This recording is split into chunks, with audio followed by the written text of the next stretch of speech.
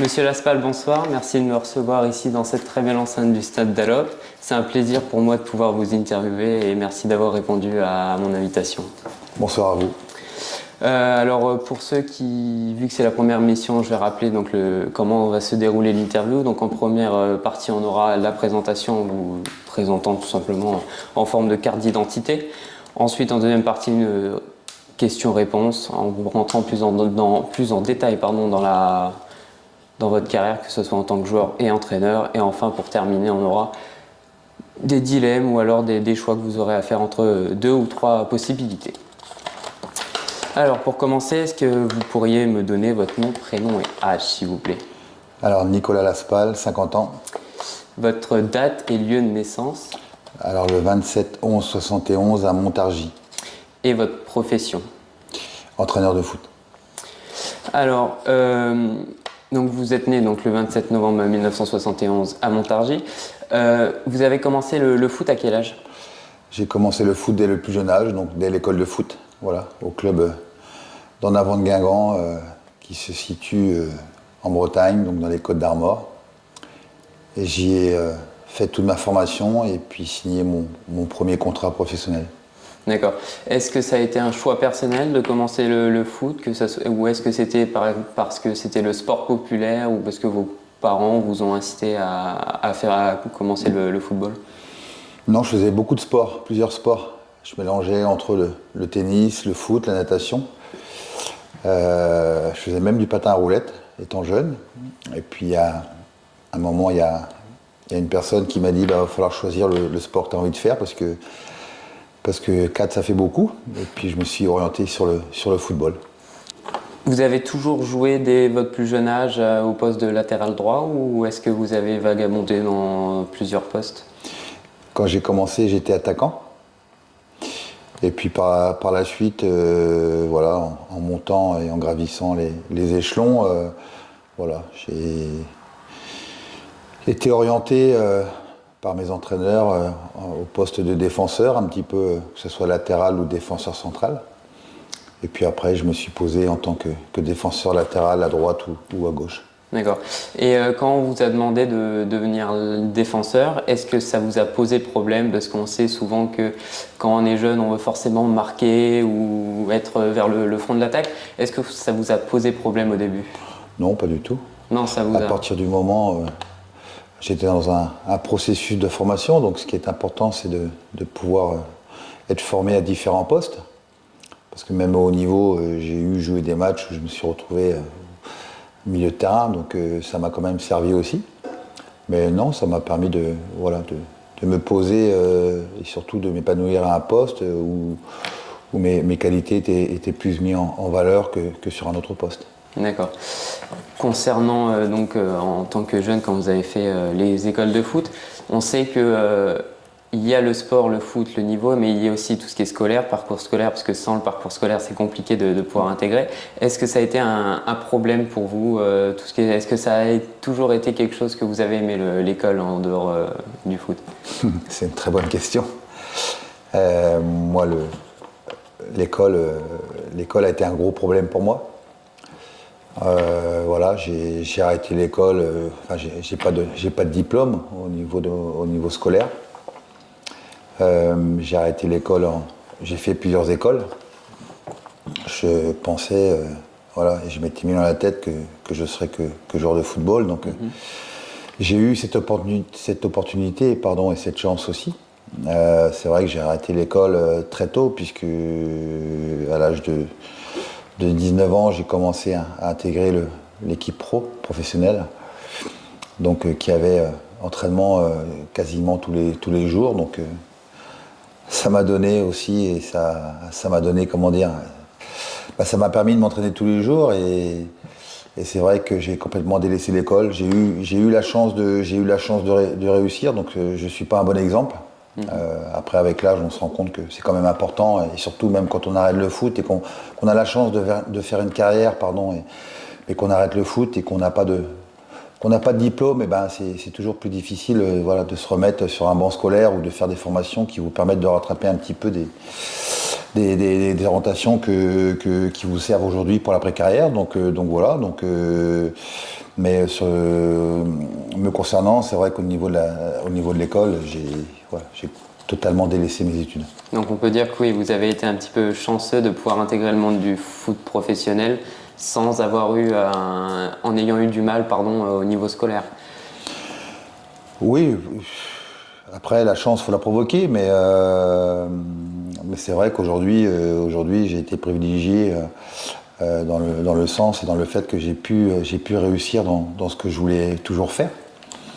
Voilà, j'ai fait aussi, comme on dit, avec l'âge, on gagne en maturité. J'ai fait aussi, pendant plus de 14 ans, de la préformation et formation au club de Guingamp. Et je pense que c'est important de faire comprendre aux enfants, aux joueurs, qu'on peut avoir un bon équilibre avec le scolaire et le sportif, puisque j'ai aussi côtoyé des joueurs de ma génération qui, eux, ont été jusqu'au bac ou voire plus. Et ça ne leur a pas empêché d'être professionnels. D'accord. Et comme vous l'avez dit, donc le manque de diplôme pour l'après-carrière en tant qu'entraîneur, est-ce que ça pose problème? Est-ce que certains clubs deviennent réticents à l'idée de prendre quelqu'un qui n'a pas de diplôme, que ce soit au niveau scolaire, par rapport à quelqu'un qui a eu des diplômes, mais qui n'a pas forcément été joueur professionnel comme vous? Et là, après, votre question, c'est par rapport à quelle tranche d'âge?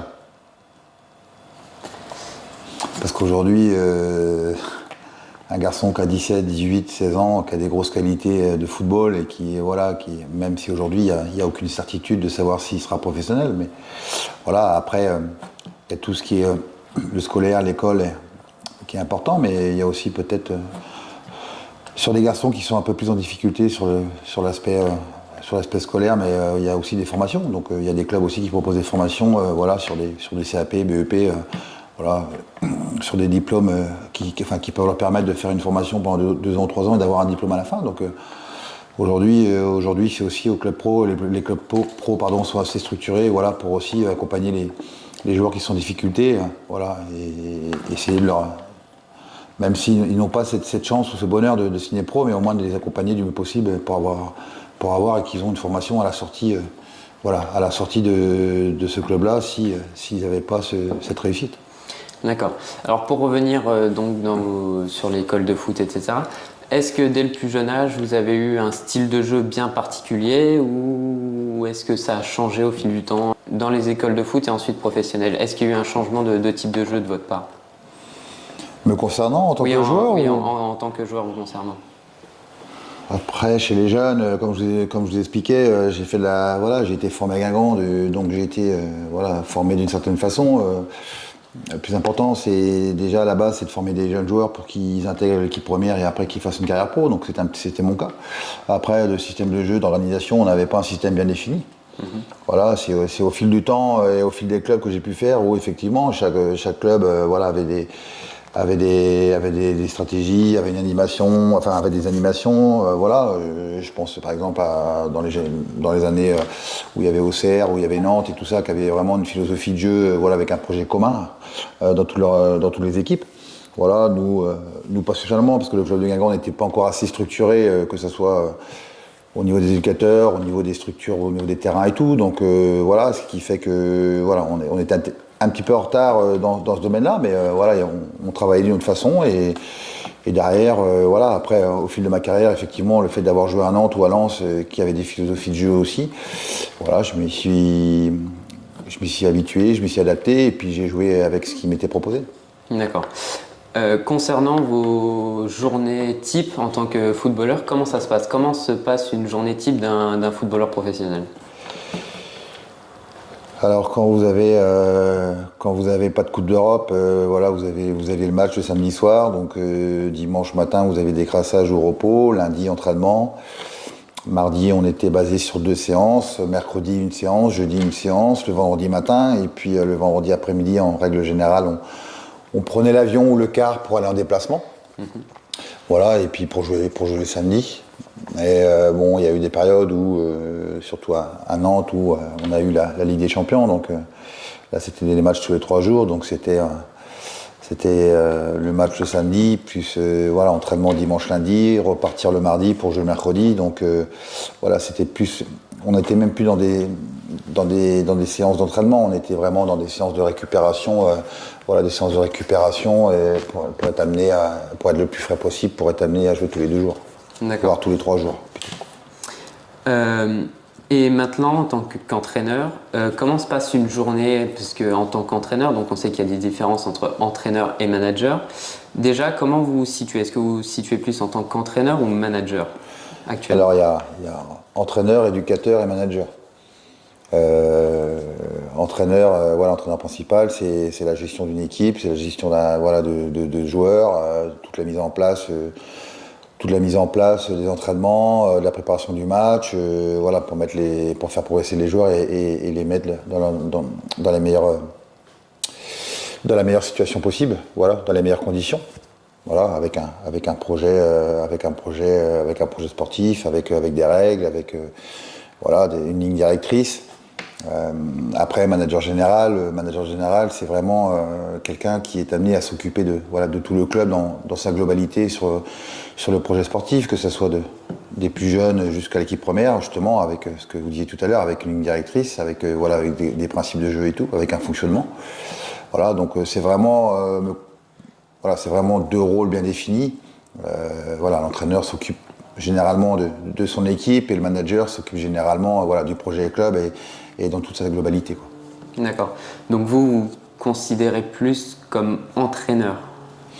Aujourd'hui, voilà, j'arrive dans un nouveau club avec un nouveau projet. Voilà, il y a des choses à mettre en place. Donc, ce qui est important, voilà, on savait que ça allait être, on savait qu'il fallait rebâtir. Donc, déjà, c'était de mettre un projet sportif en place au niveau du groupe senior, voilà, avec ma méthodologie d'entraînement, avec mon fonctionnement, comme je disais, ma ligne directrice, voilà, s'occuper du recrutement, de la préparation d'avant-saison. Donc voilà, il y avait tous ces éléments-là à mettre en place. Donc aujourd'hui, mon principal rôle, voilà, c'est vraiment de bien structurer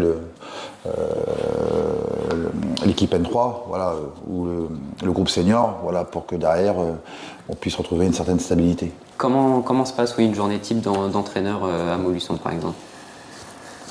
Dans mon fonctionnement, tous les lundis après-midi, voilà, début d'après-midi, on se réunit avec le staff, voilà, on prépare la semaine, voilà, et puis le match du week-end aussi. Voilà, donc on a des trames de séances, voilà, qui nous permettent, avec le préparateur déjà, de faire un bilan médical, voilà, sur les blessures, sur l'évolution aussi des blessures et la réathlétisation des joueurs qui reviennent de blessures. Voilà, sur comment on travaille sur comment on prépare nos séances, voilà, sur hebdomadaires, voilà, sur du lundi au vendredi. Donc voilà, on est beaucoup dans l'échange. Donc voilà, on prépare tout ça, on discute aussi du match, on discute des joueurs, voilà, pour ensuite, voilà, quand on est amené à préparer l'entraînement, parce qu'en règle générale, on arrive 1 heure avant l'entraînement, avant que les joueurs arrivent, pour vraiment bien tout préparer au niveau des entraînements, pour que quand ils sont amenés à venir sur le terrain, arriver sur le terrain, tout soit prêt. Voilà, une journée type sur le lundi. Après, le mardi, voilà, moi je suis au bureau à 8h30, 9h, je prépare mes séances, je regarde les matchs.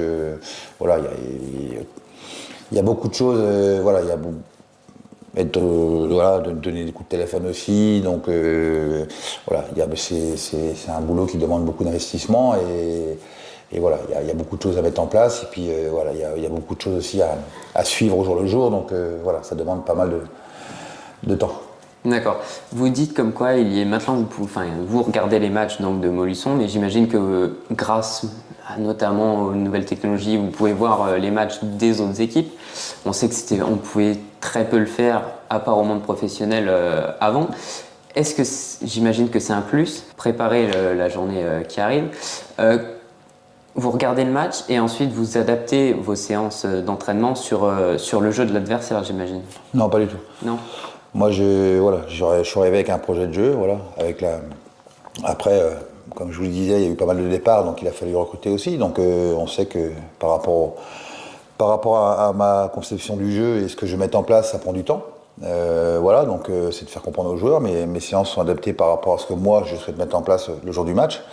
Voilà, donc ça fait 2 mois qu'on travaille là-dessus. Donc voilà, c'est de la répétition sans cesse. Voilà, pour faire comprendre aux joueurs, et surtout trouver des automatismes dans les animations défensives, offensives, voilà, pour qu'on puisse avoir les joueurs puissent se comprendre et avoir les meilleurs résultats aussi. Voilà, après le fait que je puisse regarder l'adversaire aussi, voilà, ça me permet d'analyser un petit peu leurs points forts, leurs points faibles. Voilà, que ça soit dans le jeu, mais que ça soit aussi sur les coups de pied arrêtés. Voilà, mais aujourd'hui, voilà, ça fait partie de mon fonctionnement aussi. C'est des choses, voilà, comme vous l'avez dit, qui aujourd'hui, le fait que les matchs soient retransmis nous permettent de voir l'adversaire.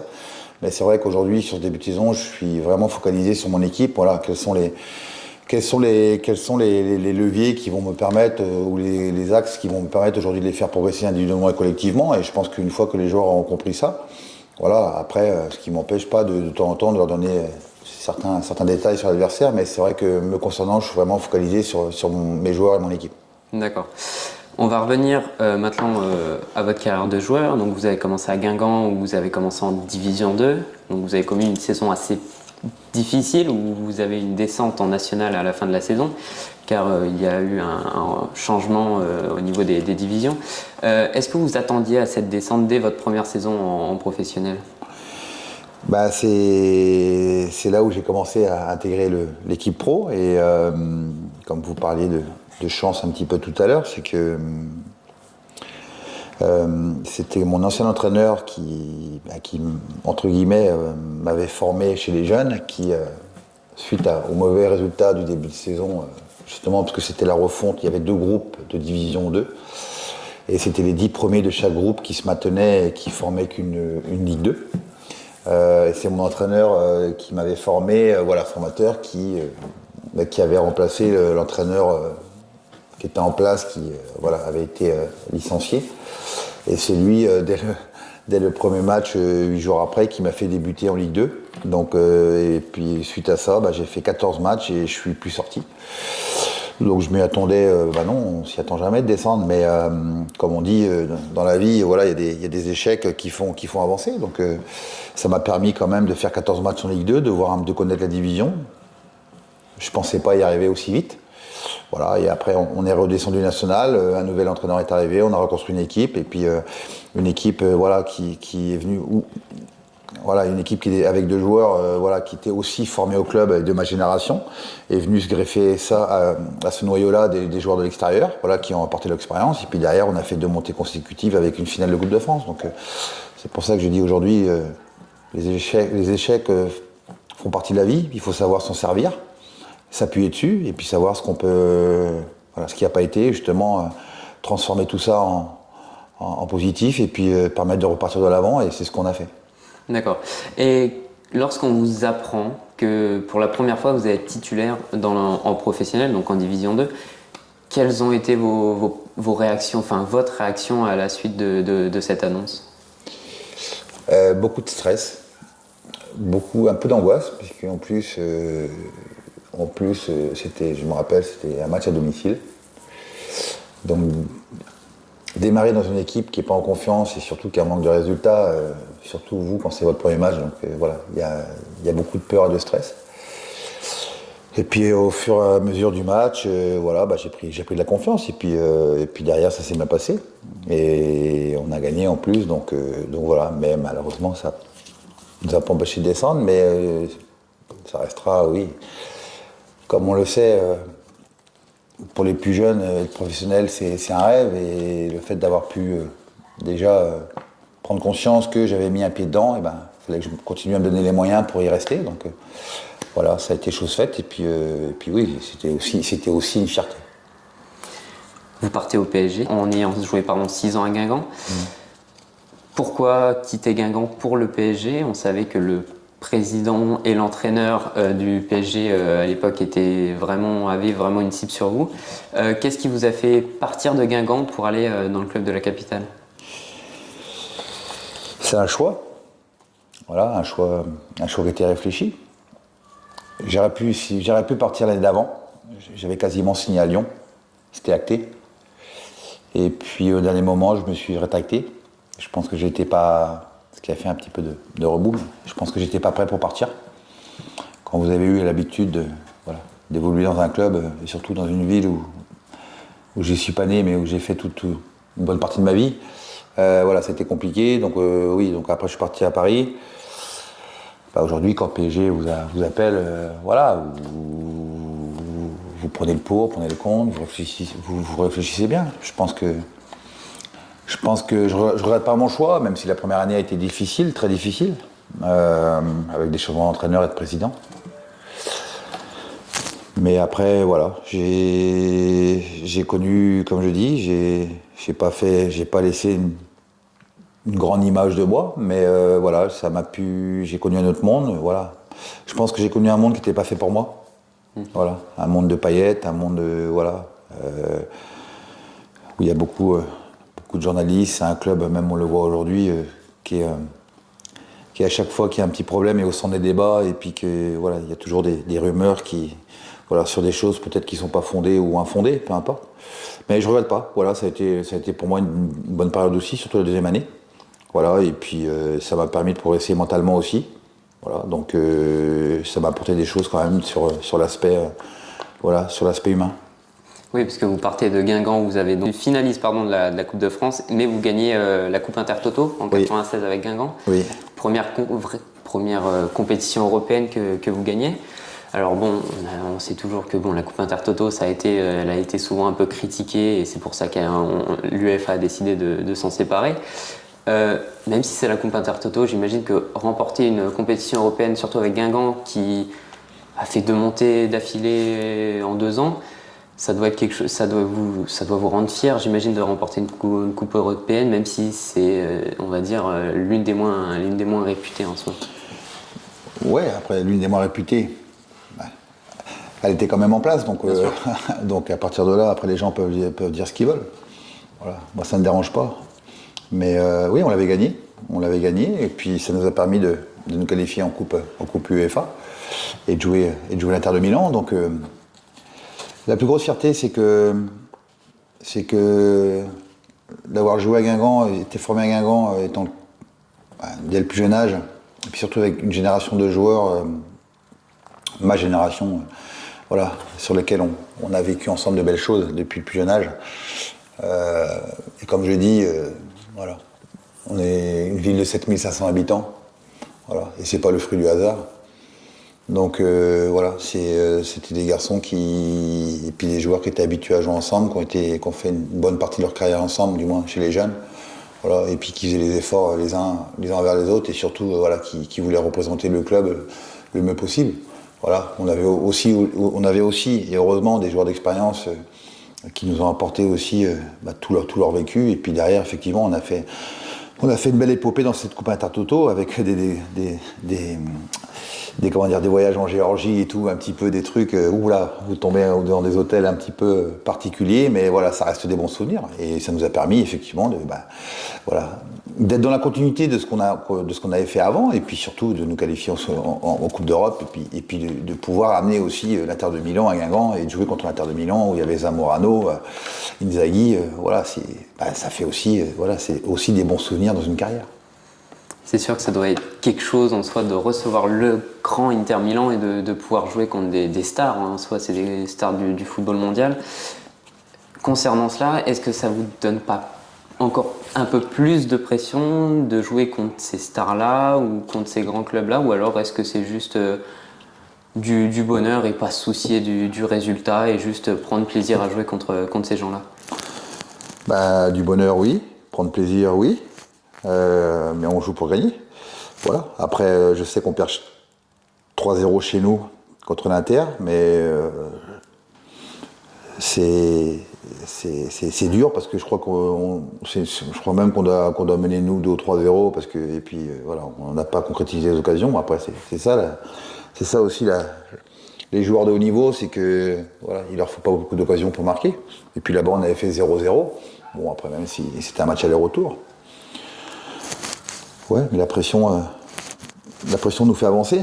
C'est une pression positive, c'est une pression qui nous fait avancer, et puis c'est pour ça qu'on joue. Et c'est ça le sport de haut niveau, c'est de savoir gérer la pression aussi. Et puis il y a des gens qui ont la pression et qui n'arrivent pas à bien la gérer et qui derrière n'ont pas les résultats escomptés. Et puis et nous on avait une pression positive parce que comme tu l'as dit aussi, quelque part on avait rien à perdre. Mais ça, oui, c'était du bonheur et du plaisir. Donc vous arrivez à Paris dans un club un peu plus, même beaucoup plus grand que l'on avait en Guingamp. Les premières saisons, comme vous l'avez dit, la première saison en soi est compliquée. Comment ça se passe? Comment se passe une adaptation quand vous partez presque de la ville de votre enfance pour aller au PSG? Comment se passe l'adaptation? Est-ce que c'est compliqué? Ça a été très compliqué. Ça a été très compliqué parce que ça a été très compliqué, pardon. Comme je vous disais, quand tu as fait quasiment une bonne partie de ta vie, avec entre guillemets des copains, et puis que tu as tes habitudes, c'est jamais facile voilà. Comme on dit, c'est pas facile de changer ses habitudes. Oui, quand vous arrivez dans un club qui est puissance 100, comme je vous dis, avec les journalistes, avec l'environnement autour, les supporters, les spectateurs, oui, là, il y a de la pression. Et c'est vrai que ça a été... avec du recul, je regrette pas. Je vis pas de regrets. Mais j'aurais peut-être dû passer par un autre club avec peut-être moins de pression pour encore gagner en maturité, en expérience. Voilà, et effectivement, là, vous rentrez dans un club où c'est chacun pour soi. Voilà, donc il n'y a pas de copains. Voilà, après, il n'y avait pas eu le résultat aussi. Il y a eu un changement d'entraîneur, 2 changements d'entraîneur, changement de président. Voilà, il y a vraiment eu je suis vraiment rentré dans un contexte où c'était hyper compliqué. Paris, tout le monde connaît Paris, mais tous les journaux sont centralisés sur Paris, donc tous les jours on avait des journalistes. Donc voilà, il y avait beaucoup de pression et c'est vrai que c'était très pesant. Et à cette période-là où j'y suis allé, oui, j'étais pas assez armé mentalement et voilà pour affronter tout ça. Voilà, c'est pour ça que j'ai décidé sur la saison suivante. C'est pour ça que j'ai décidé au bout de 6 mois de partir parce que c'était vraiment pas un contexte qui était fait pour moi et je voulais retrouver un club plus posé, plus calme, et où là je pourrais retrouver un petit peu de sérénité et retrouver un petit peu mes qualités aussi. Donc ensuite vous partez au FC Nantes. Alors avant, j'ai été pris dans ma première année, j'ai été prêté 6 mois à Lens. Voilà, donc j'ai fait 6 mois à Paris, j'ai fait 6 mois à Lens, où là on a gagné la Coupe de la Ligue. Bon, j'ai pas joué, j'étais blessé. Mais voilà, là j'ai retrouvé un club comme Guingamp. Alors, plus important, mais voilà, avec une génération de joueurs, eux qui avaient été champions de France l'année d'avant. Avec des Sicora, Varmut, Magnier, Wallem, DU, des garçons qui aussi avaient leur génération à Lens. Et voilà, j'ai retrouvé beaucoup de plaisir et vraiment j'ai passé 6 mois, 6 très très bons mois. Et après, je suis reparti effectivement à la deuxième année sur Paris, où là, ça s'est quand même beaucoup mieux passé. Voilà, c'était plus calme, plus posé. Il y avait un groupe qui était un petit peu plus sain. Donc j'ai fait une saison là-bas et on a terminé 2e quand même. On a été vice-champion de France. Voilà, donc ça a été beaucoup mieux. Et puis après, par la suite, j'ai été contacté par Nantes et je suis parti à Nantes. Et donc vous partez à Nantes et à la fin de la saison, vous finissez champion de France. Vous gagnez enfin un titre de champion de France. Quels sont vos ressentis? Est-ce que vous avez le sentiment d'avoir passé un cap, vous, personnellement, en finissant champion de France? Et est-ce que vous sentez que vous pouvez dire en soi dans des plus grands clubs qui puissent jouer les grandes compétitions européennes? J'étais pas du tout dans cet état d'esprit-là. Alors effectivement, la première année à Nantes ça a été le summum. Parce que déjà, effectivement, on a été champion de France. Mais surtout, personne ne croyait pas en nous, mais aujourd'hui, on n'était pas favoris. Et comme je dis, ce qui est plus beau encore, c'est... et puis il n'y a pas de mystère. Je suis arrivé dans une équipe qui s'était sauvée l'année dernière, le dernier match. Et comme quoi, je dis, quand on y croit, et surtout qu'on qu'on se donne les moyens. Et voilà, il y a eu sur un groupe de 24-25 joueurs, il y a eu 4 arrivées, dont la mienne. Il y avait 20 joueurs formés au club. Et ces 20 jours-là, sur l'année d'avant, précédente, c'était sauvé à un point ou à un but. Donc voilà, donc on venait de gagner la Coupe de France. Et voilà, donc je suis reparti dans un club qui était à mon image, voilà, que des joueurs formés au club avec des principes de jeu, avec une philosophie, une méthodologie de travail.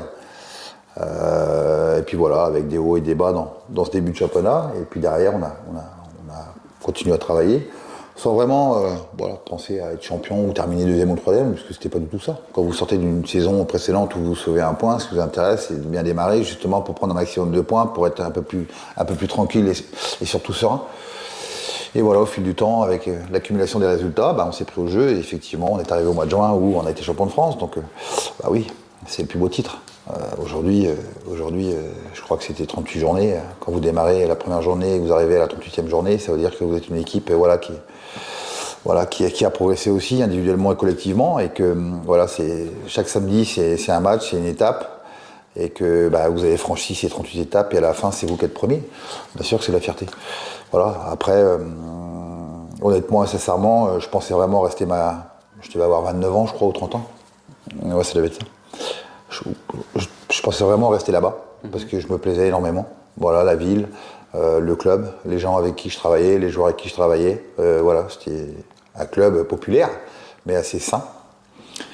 Et donc voilà, donc là, je suis resté une deuxième année où là, c'est pareil, c'était le summum. On a joué la Coupe d'Europe, la Ligue des Champions, donc, qui a amené aussi beaucoup de plaisir, de joie, dans ma carrière. Donc voilà, et puis la troisième année, donc je suis resté 2 ans et demi. Et puis Reynald de Noax, au bout de 6 mois, malheureusement, a été remercié. Et comme je suis quelqu'un de fidèle et de sincère, et que je marche beaucoup à l'aspect relationnel, et c'est vrai c'est quelqu'un qui m'avait relancé quand même quand j'étais parti de Paris. Il y a un nouvel entraîneur qui est arrivé, ça n'a pas accroché du tout, donc j'ai demandé à partir. Voilà, je voulais pas travailler avec le nouvel entraîneur, parce que quand vous travaillez avec quelqu'un comme Reynald de Noax, et surtout une personne qui m'a fait confiance et qui m'a relancé et qui m'a permis de gagner un titre et de jouer la Coupe d'Europe, voilà, j'ai pris la décision de partir.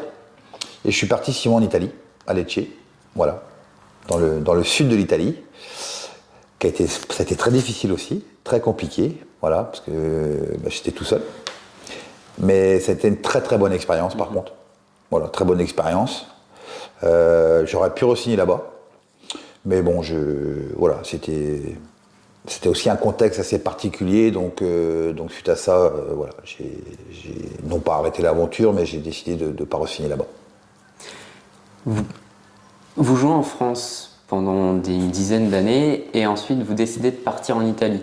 Est-ce que pour vous c'était une façon de clore une sorte de chapitre en soi, ou est-ce que c'était juste parce que vous avez envie de voir ailleurs, de voir un nouveau football, même si vous avez joué en Ligue des Champions contre certains clubs italiens ou contre l'Inter de Milan par exemple. Quand vous partez à Lecce, quel est votre sentiment? Qu'est-ce que vous voulez faire en soi là-bas?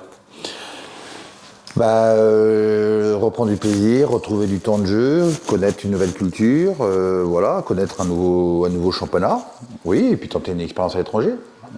J'aurais pu partir à l'étranger, j'aurais pu partir en Angleterre aussi, au début de ma carrière, j'ai eu des contacts, voilà, en Italie aussi.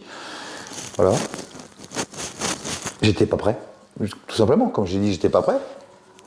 Donc voilà, il y a eu l'opportunité au mois de décembre ou janvier, à ce que je parte en Italie, au Lecce, je parte en Italie, voilà. Ça a été compliqué, la langue, la nourriture, voilà, le pays en lui-même la culture qui est très belle. Bon, je vais pas faire la présentation de Lecce, mais je pense que 6 mois, c'était aussi, voilà, ça aurait été, si j'étais resté là-bas, ça aurait été une période d'adaptation. Oui, c'était un petit peu la continuité de ma carrière, connaître autre chose. Voilà, après, je ne veux pas dire que ça s'est super bien passé, mais bon, ça m'a permis aussi de voir des choses et d'apprendre aussi dans certaines choses. Et puis voilà, après j'ai décidé de remonter en France, de revenir en France. Vous revenez en France après 6 mois à Lecce. Vous revenez en France pour donc finir en quelque sorte votre carrière. Pourquoi venir en France et pas repartir par exemple dans un autre pays étranger pour redécouvrir une nouvelle façon de voir le football? Alors je suis revenu en France parce que Guingamp m'a demandé de revenir. Voilà. Donc c'était un petit peu fermer la boucle avec un projet de reconversion derrière. Voilà, en tant qu'éducateur. J'avais aussi j'étais sur ma 34e année, je commençais à avoir des problèmes au genou, voilà, un peu d'arthrose. Donc voilà, sur cette dernière année, voilà, je sentais que sur le plan physique, ça commençait à tirer dessus. Donc voilà, je me suis assis, j'ai réfléchi, voilà, j'ai pesé le pour et le contre, et voilà, votre club formateur qui vous rappelle avec un projet de formation derrière, voilà, aujourd'hui, vous réfléchissez bien et surtout, voilà, vous prenez la décision de revenir et puis surtout, voilà, de commencer une nouvelle carrière, déjà de bien finir celle de joueur, parce que dans ma tête c'était de jouer au moins encore 1 an et puis après d'arrêter et puis voilà de partir sur ce projet d'entraîneur ou éducateur. Donc 290 matchs dans le monde professionnel, ça commence à faire quelques matchs. Donc vous arrêtez après une saison à Guingamp. Est-ce que déjà quels ont été les joueurs qui vous ont le plus impressionné, que ce soit en termes de coéquipier, un coéquipier qui vous a marqué et un adversaire? Si vous devriez en choisir un ou deux pour deux coéquipiers ou adversaires auxquels vous avez affronté. Je vais prendre des joueurs avec ma génération. J'ai Stéphane Carnot qui a fait une belle carrière aussi entre Auxerre et Monaco. Stéphane Guivarch aussi qui a été champion du monde. Voilà, et puis je dirais des garçons comme Eric Carrière ou Viorel Moldovan au FC Nantes qui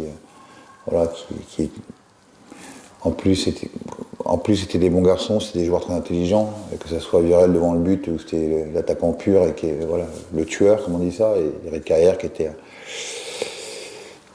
un joueur qui venait du milieu amateur et qui avait cette force-là, où c'était un garçon qui était très intelligent dans le jeu et qui lui a permis de réaliser une belle carrière aussi. Donc c'était des joueurs, oui, que j'ai côtoyés qui, chacun dans son rôle, chacun dans son domaine, mais qui m'ont marqué.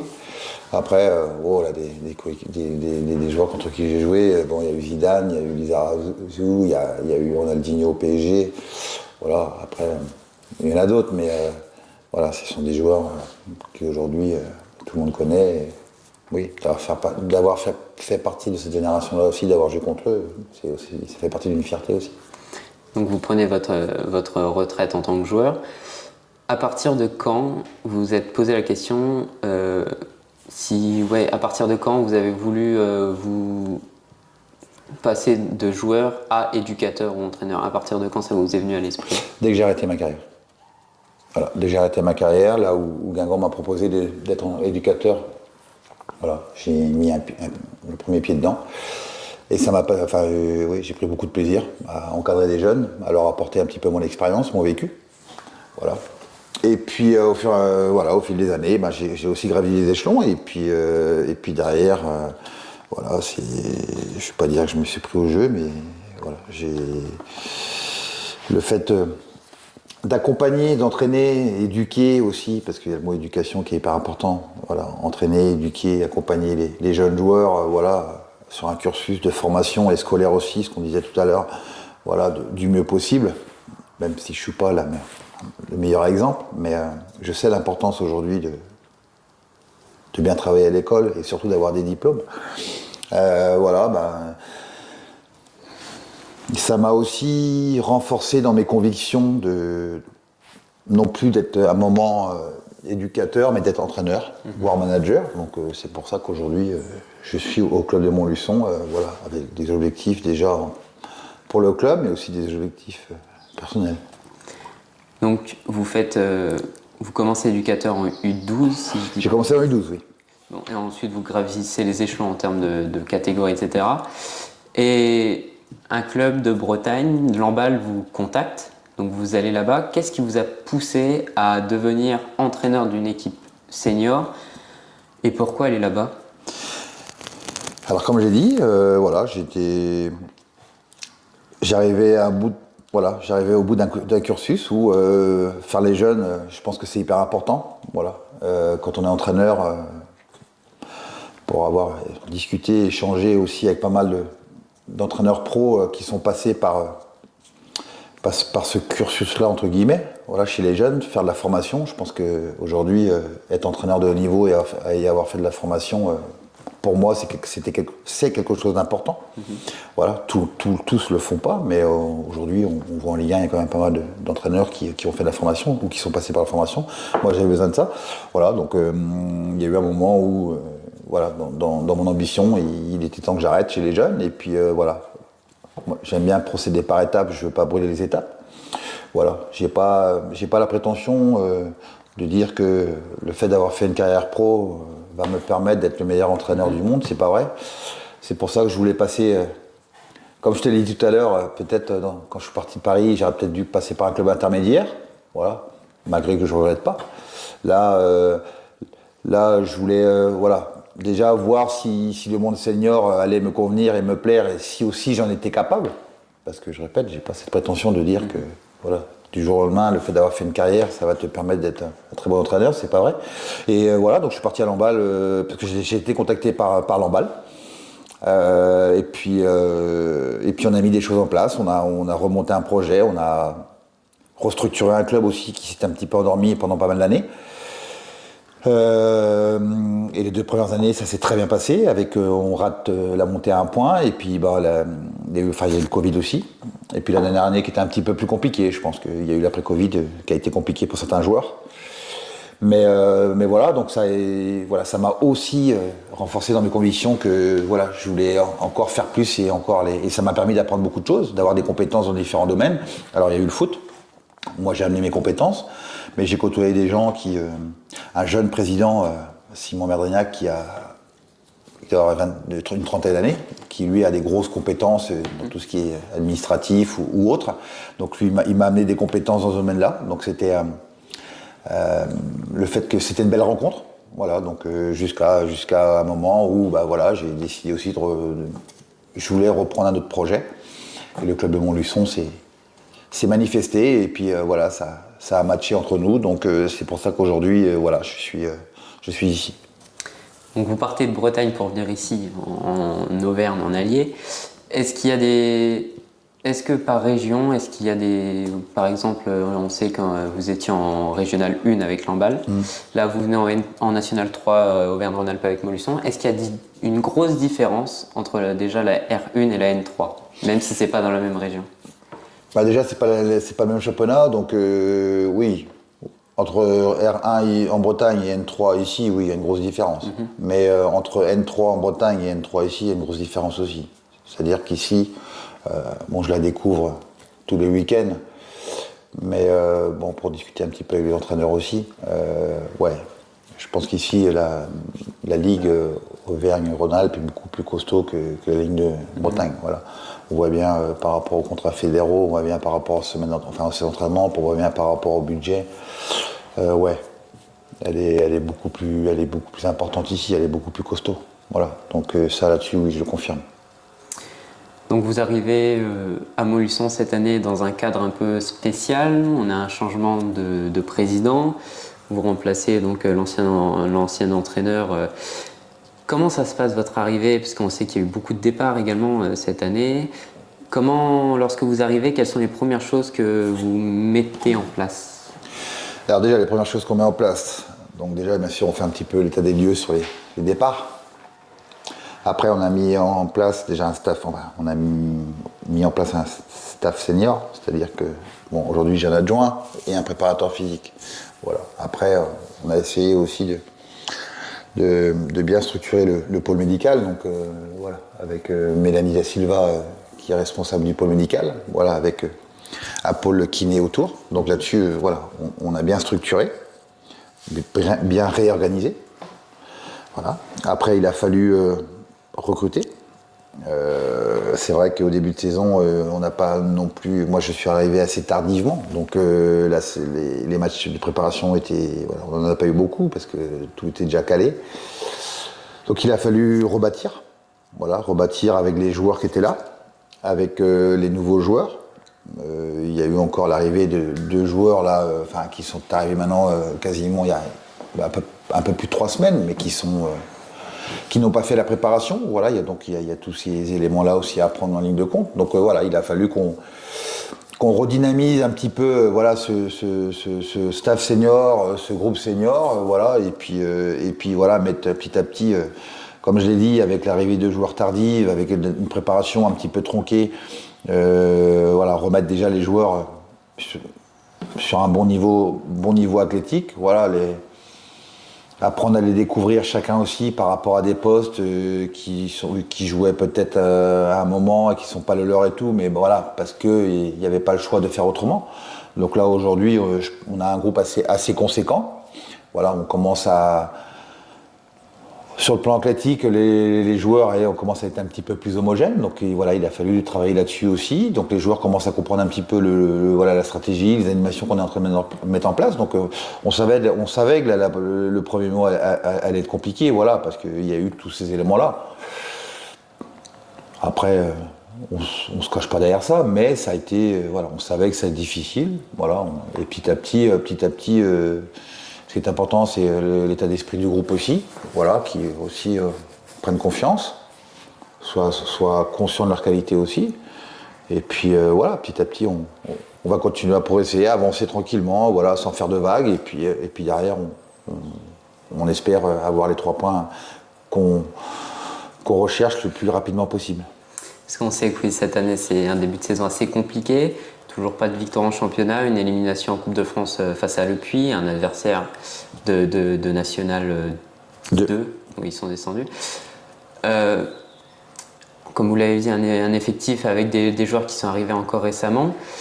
Et également une refonte des championnats l'année prochaine avec la Ligue 1 qui passe à 18, donc forcément ça réduit et ça augmente du moins le nombre de descentes dans chaque championnat. On est déjà au mois d'octobre, presque novembre. Ça va être, on sait que l'objectif là, c'est le maintien. Vous y croyez, j'espère. J'ai toujours cru. Ouais. Ah oui, j'y crois. J'y crois parce que comme j'ai dit, je me cache pas derrière ça. Voilà. Aujourd'hui, quand il y a des problèmes, on cherche les solutions. Et voilà, quand il y a des difficultés, il faut chercher d'où ça vient. Et je sais d'où ça vient. Voilà, comme je vous l'ai cité tout à l'heure, l'arrivée tardive de joueurs, physiquement des joueurs qui étaient blessés l'année dernière, qui sont revenus, mais voilà, qui aujourd'hui ont un peu le contre-coup. Il y a eu aussi le début de saison où il y a eu des erreurs d'arbitrage contre nous qui nous ont mis en difficulté. Il y a eu des joueurs qui viennent d'arriver, voilà, il y a 3 semaines, donc qui n'ont pas fait la préparation, voilà. Mais c'est même pas y croire. J'en suis persuadé. J'en suis persuadé. Voilà. Après, les gens peuvent penser ce qu'ils veulent. Moi, ça me dérange pas. Comme tu l'as dit tout à l'heure, la pression, j'ai vécu avec. Et c'est dans la difficulté qu'on voit les gens qui ont du caractère et du mental. Ouais. Alors c'est sûr que si on s'arrête aujourd'hui, je te dis oui, on a un point. Mais moi, c'est pas aujourd'hui qui m'intéresse. C'est à la fin du championnat. Et par contre, à la fin du championnat, on verra. Alors, si on doit descendre et qu'on a mis tous les éléments en place, tous les ingrédients en place, et qu'on se dit aujourd'hui, bah oui, on a tout tenté, on a tout essayé, on a tout osé, mais on n'y est pas. Voilà. Au moins, le fait d'avoir mis tous les ingrédients en place, il n'y aura pas de regret. Voilà. Mais aujourd'hui, la recette, ou du moins les ingrédients là, mais la recette elle n'est pas prise encore parce qu'il y a tous ces éléments-là qui rentrent en ligne de compte. Mais bien sûr, j'y crois, mais totalement, parce que ce sont des matchs à 3 points et les matchs à 3 points ça va vite. Alors après, les gens qui regardent Montluçon qui a 1 point et les autres, ouais. Et comme je vous dis, c'est au mois de juin qu'on verra. Et quand je vois les joueurs, quand je vois les qualités des joueurs, quand je vois l'état d'esprit des joueurs, et quand je vois autour, j'y crois. Voilà, et en tout cas, on fait tout et on travaille assez durement pour aller chercher ces 3 premiers points qui vont nous permettre de retrouver de la confiance et surtout de jouer un petit peu plus libéré avec moins de pression. Mais aujourd'hui, quand vous analysez les 5 ou 6 premiers matchs qu'on a fait, surtout sur les 3 premiers matchs où vous prenez un rouge au bout de 20 minutes, après c'est facile de faire un bilan. Moi, le bilan, je le tire à la fin. Mais aujourd'hui, oui, j'y crois. Mais totalement et entièrement. Pour terminer, donc, ces questions-réponses, Est-ce que vous avez un mot pour les supporters du Montluçon Football qui, on va dire, s'inquiètent de l'état de forme et l'état, et au niveau sportif du club? Est-ce que vous avez un message à leur faire passer pour terminer? Je leur dis, je peux comprendre, je peux comprendre qu'aujourd'hui ils se posent des questions sur, sur le club, sur les joueurs, sur les résultats. Mais ce qu'ils peuvent dire, c'est qu'aujourd'hui, ils ont un entraîneur et des joueurs et des dirigeants qui travaillent ensemble, qui s'entendent bien, qui veulent le bien du club. Et surtout aussi des joueurs qui sont conscients de la situation, mais que ce qu'ils font au quotidien, c'est qu'ils bossent. Voilà, ils bossent, ils travaillent, et que derrière, de toute façon, on ne lâchera rien. Nous, ce qui nous intéresse, et moi, ce qui m'intéresse, c'est mon équipe, mes joueurs, c'est l'état d'esprit. Moi, je suis quelqu'un de très, très positif, très, très positif. Après, les gens qui critiquent, ils peuvent le faire, il n'y a aucun souci, ça ne me dérange pas, au contraire, ça me renforce dans mes convictions, et c'est ça qui m'aide. Et c'est ce que j'ai dit aux joueurs, aujourd'hui, il y a tous les gens, tout ce qu'il y a autour qui est positif, s'en servir pour nous aider à remplir notre mission, mais se servir aussi de la critique, donc des gens négatifs qui sont un peu contre nous, pour aussi nous renforcer nos convictions et nous donner les moyens de réussir. Mais aujourd'hui, ce que j'ai envie de dire aux supporters, c'est que je peux comprendre que c'est dur, on repart de loin, on reconstruit quelque chose, mais que derrière, et j'en suis persuadé, si on continue à travailler comme ça, on aura les résultats escomptés, et on espère tous bien sûr, que derrière, il y a des résultats positifs et que derrière, on retrouve du plaisir, et surtout des sourires. On a fini au niveau questions-réponses, donc on va passer à la dernière partie donc, qui est des dilemmes. Donc ça va être sur le football en général. Donc vous aurez soit 2, soit 3 choix ou même des fois des vraiment toutes petites questions à répondre. On va commencer très soft, on va dire, avec vous avez 2 joueurs, vous en choisissez un. Le premier, c'est 2 milieux de terrain qui ont marqué le FC Barcelone, Xavi ou Iniesta. Quel est votre choix entre ces 2 joueurs? Xavi. Pourquoi? Parce qu'aujourd'hui, alors je reviens sur mon rôle en tant qu'entraîneur-éducateur, c'est qu'aujourd'hui, Xavi fait 1m65, mais quand aujourd'hui, je prenais l'exemple d'Eric Carrière, quand aujourd'hui vous êtes petit et intelligent, des fois il vaut mieux être petit et intelligent et savoir courir au bon moment, ou faire le bon appel au bon moment ou la bonne passe, que faire 1m90 et pas savoir courir ou pas réfléchir. Et j'ai toujours dit qu'aujourd'hui, c'est ce que je continuerai à dire, qu'un joueur ait 10 ans, 15 ans, 18 ans ou 20 ans, quand j'entends des personnes ou des éducateurs dire de toute façon ce joueur-là il ne sera jamais professionnel, aujourd'hui on peut avoir aucune certitude sur les joueurs. Donc aujourd'hui, la génération à Xavi, ou le joueur Xavi, et quand vous voyez la nouvelle génération de Barcelone avec Pedri, qui a 18 ans et qui fait aussi quasiment la même taille. Donc aujourd'hui, qu'on soit grand ou petit, on a sa place dans le football à partir du moment qu'on réfléchit avec sa tête. C'est le débat en ce moment. Le meilleur buteur, Mbappé ou Haaland? Sur un plan mondial, européen? Sur un plan où lequel vous préférez entre les deux, que ce soit au style de jeu ou... Donc, ce sont 2 joueurs de haut niveau, ce sont 2 joueurs de classe mondiale, 2 jeunes joueurs en plus qui ont 23 ans, donc qui ont déjà marqué pas mal de buts dans leur, que ce soit Monaco ou Dortmund pour Haaland. Voilà, chacun a sa caractéristique, chacun a sa façon de jouer, chacun a son profil. Voilà, effectivement, aujourd'hui Mbappé est français, donc oui, si Mbappé aujourd'hui peut marquer 30 buts et peut l'aider à être ballon d'or dans les années futures, effectivement, je préférais qu'Mbappé soit le meilleur buteur européen. Vous avez gagné donc une Coupe Intertoto, un trophée des champions avec Nantes, une Coupe de la Ligue avec Lens, mais vous n'avez pas joué à la finale car, comme vous l'avez dit, vous étiez blessé. Quel est le titre qui vous a le plus marqué en tant que joueur? Champion de France. Championnat de France. Ouais. C'est le. Alors, alors le titre, c'est champion de France, parce que c'est, comme je te disais, c'est être régulier sur toute une saison. Et ça n'a pas de prix. Après, la plus grosse fierté, c'est la montée avec Guingamp de Ligue 2 en Ligue 1. C'était la première année, c'était la première fois du moins que Guingamp montait en Ligue 1. Et voilà, c'était, je reviens un petit peu sur mes propos tout à l'heure, mais c'était avec une génération de joueurs, 6, 7, 8 joueurs qui étaient formés avec moi, qu'on fait pas mal qu'on gravit pas mal d'échelons aussi chez les jeunes. Et effectivement, quand vous jouez le match de la montée contre Toulouse chez vous et que c'est à 15 000, 16 000 personnes et que c'est la première fois que vous gagnez à 0, voilà, ça reste des souvenirs aussi ça reste des souvenirs qui resteront gravés dans ma carrière. Surtout que lors de votre montée avec Guingamp de la Division 2 à la D1, vous finissez juste derrière le grand Olympique de Marseille. Ouais. Et juste devant le FC Guignon, et surtout vous gagnez contre l'OM en confrontation directe sur l'un des 2 matchs. On gagne chez eux, je me rappelle, on gagne chez eux 1-0 au but de Corridon.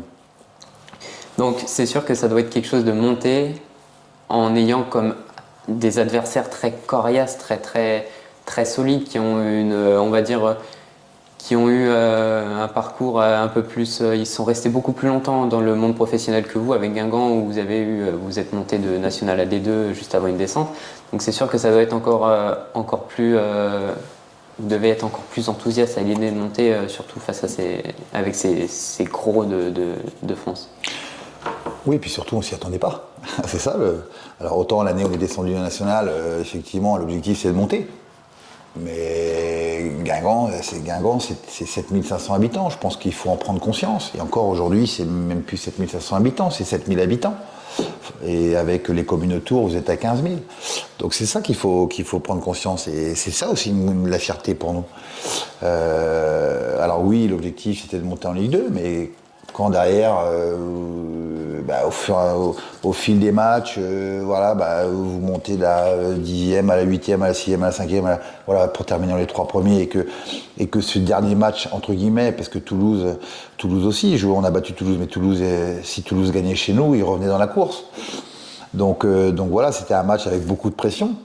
Et que vous vous retrouvez le dernier match, l'avant-dernier match chez vous à jouer la montée, effectivement, là vous vous dites waouh, là je joue la montée pour la Ligue 1 avec Guingamp quoi. Et on sait ce que le foot représente à Guingamp. Donc voilà, donc effectivement, après, il y avait Toulouse, il y avait Marseille, il y avait d'autres équipes, mais on se posait pas cette question. Nous, on était un petit peu, des jeunes joueurs aussi qui découvraient le milieu amateur, qui avaient l'habitude de jouer ensemble et qui se prenaient pas la tête. Voilà, et puis on était aussi encadrés par des joueurs plus expérimentés, et puis le jour du match, vous rentrez sur le terrain, vous pensez qu'à jouer, et puis derrière, ça s'est concrétisé par une victoire. Donc voilà, c'est ça le foot de haut niveau, c'est ça le sport de haut niveau, c'est ça que je peux dire, c'est qu'aujourd'hui, quand vous êtes, on était peut-être pas la meilleure équipe, on était une très bonne équipe au fur et à mesure des matchs, voilà, mais surtout on était 11 joueurs, ou 12, ou 13, ou 14, qui prenaient plaisir à jouer ensemble, à faire des efforts ensemble, à être dans une certaine continuité par rapport à l'année précédente, et à qui rien n'arrêtait, parce que quand vous allez jouer à Marseille, et vous avez 35 000 personnes au match, vous avez Cantona, vous avez, je crois qu'il y avait Bruno Germain et tout, enfin il y avait, là vous arrivez à Marseille pour la première fois, là ça vous fait drôle, puis que le ballon sort en touche et que l'arbitre de touche il signale pas parce que derrière il y a, bon peu importe. Mais voilà, c'est ça, c'est qu'à partir du moment où vous y croyez individuellement et aussi collectivement, et que vous avez cette force collective, on pouvait jouer qui on voulait. Voilà, même en Coupe de France, on avait fait un bon parcours. On pouvait jouer qui on voulait, on pouvait battre tout le monde. Donc la première année, on est monté en Ligue 1. L'année où on est en National, je me rappelle, on perd en Coupe de France, mais c'est pareil, on doit battre PSG chez nous. On fait 0-0 à Paris, parce que on était une bande de potes et que derrière, on se posait pas de questions. En parlant donc, vous avez cité Laurent, le Vélodrome, où c'est vrai que c'est assez compliqué de jouer. Dans quel stade c'est le plus compliqué à jouer, que ça soit à cause des supporters. Dans quel stade ça vous a le plus marqué et c'est très compliqué, ou est-ce que vous avez le plus mal de jouer? Le plus compliqué, le plus dur, c'était à Bastia. Bastien? Ah ouais. Ah oui. Et encore, ils ont refait le stade, mais c'était, le corps, c'est très dur. Ouais. Et le corps, c'est très dur. Et alors nous, quand on y est allé, ils étaient en train de faire le stade. Et le vestiaire, c'était à la sortie d'un drapeau de touche. Donc, tu vois, dans une zone un petit peu entonnoir. Et ils avaient mis des contreplaqués comme ça. Et on était dans un vestiaire, et puis je me rappelle, c'était Antonetti, je me rappelle plus le résultat. Et entre la ligne de touche, et le grillage, tu dois avoir 1 mètre. Donc tu faisais des touches, tu prenais des pièces, tu faisais cracher, enfin après je vais pas rentrer dans les détails, mais pareil, c'est des bons souvenirs. Et cette année-là, même, je crois que contre Bastia, c'était assez chaud parce que je crois que Coco Michel, le milieu de terrain de Guingamp, chez nous, je crois que c'est l'année où il avait pris un coup de boule avec un joueur de Bastia qui lui avait cassé le nez, je crois. Et bref. Et Antonetti, donc c'était, tu vois, c'est comme si le vestiaire était séparé par une petite feuille de papier. Et puis Antonetti, il envoie chier ses joueurs, mais un truc de fou. Et tellement qu'il criait fort que notre coach, qui était Francis Mériqui, ne pouvait même pas parler parce que il y avait même on croyait qu'il était dans notre vestiaire, quoi. Donc voilà, et puis le couloir qui t'amenait au terrain, c'était un couloir pareil en préfabriqué là, et puis c'était ouvert partout, t'avais des gens qui traversaient, donc c'était très très chaud, très très chaud. Et après, tu as aussi des stades comme Marseille, voilà, qui sont, mais bon, dans l'ambiance, qui sont Saint-Étienne, Lens, voilà. Mais sur un stade, voilà, pour répondre à ta question, voilà, Bastia, c'était très chaud. Donc vous avez été latéral, droit la plupart du temps. Si vous devriez nous citer 3 latéraux qui vous ont le plus marqué, si vous devriez en choisir 3, ce seraient lesquels? Paolo Maldini, qui était au Milan, voilà, qui jouait à gauche, mais voilà. Il y avait Lizarazu aussi, et Manuel Amoros, voilà. C'était vraiment les 3 qui par la suite m'ont imprégné et inspiré beaucoup de choses, voilà, dans ma carrière. C'est à l'approche de la Coupe du Monde, donc 2022 dans moins d'un mois. Si vous êtes Didier Deschamps, est-ce que vous sélectionnerez Giroud ou est-ce que vous le laisserez sans Coupe du Monde cette année? Ça c'est dire comme question, hein, parce que je suis pas sélectionneur. Aujourd'hui, au vu de ses performances, je le sélectionnerai. Oui, parce que c'est un garçon qui aujourd'hui, de par son état d'esprit, de par aussi, je ne vais pas dire au service rendu à l'équipe de France, mais voilà, de par son travail, de par son investissement, de par son comportement, voilà, a toujours apporté ce qu'il avait apporté. Voilà, il y a eu une période où il n'avait pas été sélectionné, mais derrière, voilà, Didier Deschamps l'avait rappelé, il avait encore marqué. Voilà, je pense que c'est un garçon qui rentre bien dans l'état d'esprit de ce que recherche l'équipe de France et surtout ce que recherche Didier Deschamps. En plus, c'est un garçon qui est performant, qui joue au Milan AC, qui marque des buts, voilà, et qui peut apporter son expérience au groupe, voilà, qui risque aussi un petit peu d'être chamboulé au vu des blessures. Je le souhaite bien sûr pas trop, mais bon. Mais c'est un garçon, oui, qui pour moi, si j'étais sélectionneur, je ne le serais pas, effectivement, mérite d'être sélectionné. Une petite dernière pour terminer. Si vous devriez choisir entre gagner la Coupe du Monde ou la Ligue des Champions, ce serait quoi? C'est dur. La Ligue des Champions, c'est la plus. Honnêtement, alors moi, j'ai jamais été international. Si ce n'est une fois, c'était 2 fois. Militaire, et puis c'était le bataillon de Joinville, et international aussi des moins de 23 ans avec les meilleurs joueurs de Ligue 2. Aujourd'hui, au vu de ma carrière, hein, voilà, j'ai pas été international, mais jouer la Ligue des Champions, c'est la plus belle. Pour moi, c'est la plus belle compétition, quoi. Voilà. Donc si j'avais pu gagner la Ligue des Champions, ouais, je signerais dès demain pour avoir pu pour la gagner, quoi. Mais bon, maintenant c'est fini. Voilà. Peut-être en tant qu'entraîneur. Voilà. On sait jamais. Je sais pas. Faut jamais dire jamais, mais voilà. Donc, non. Mais en tant que joueur, oui. Je crois que c'est la plus belle compétition que j'ai jouée. C'est vrai qu'elle est avec tout ce qu'elle engendre autour, les émotions, le public, les médias, la musique. Ouais, c'est une très très belle compétition. On arrive donc à la fin de cette interview. Merci, M. Aspal, de m'avoir accordé cette interview. Merci au club de Montluçon de m'avoir accueilli ici. Merci Clarisse de m'avoir permis de pouvoir interviewer le coach du Montluçon.